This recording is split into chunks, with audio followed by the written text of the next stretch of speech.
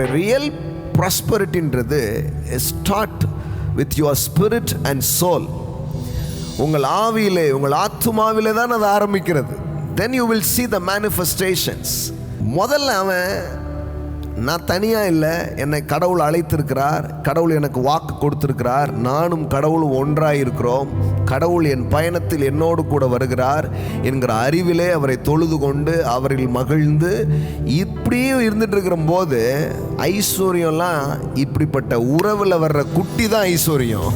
இப்படிப்பட்ட உறவில் வருகிற கனிகள் தான் ஐஸ்வர்யமாக இருக்கிறது. ஈஸியாக அது அவன் வாழ்க்கையில் நடக்க ஆரம்பிக்குது. பாருங்களேன், நீங்கள் தேவனை நெருங்க நெருங்க, நான் சொல்கிறேன், இதெல்லாம் இன்னும் உங்கள் அருகில் வர்றதை நீங்கள் பார்க்க ஆரம்பிப்பீங்க.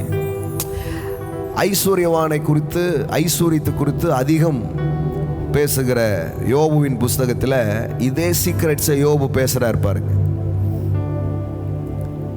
நீர் அவரோடு பழகி சிநேகமாயிரும்.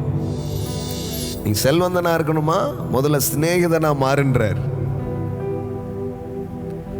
நீ ஐஸ்வர்யவான் ஆகணுமா, கடவுளுக்கு ரொம்ப அருகிலவான்றார்.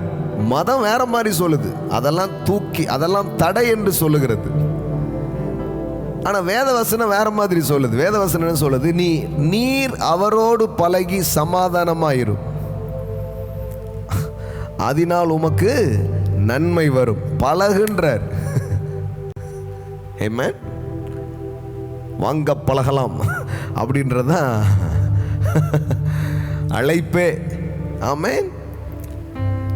என்ன வார்த்தை பாருங்க, அவரோடு பழகி சமாதானமாயிரும், அதனால் உமக்கு என்னைக்கு பழக்கம் வருதோ அன்னைக்கு நன்மை வருதுங்க. ஆமென். நானே திராட்சை செடி, என்னில் நீ இணைஞ்சிரு, உனக்கு கனி வந்துருன்றார். அவ்வளோதான்.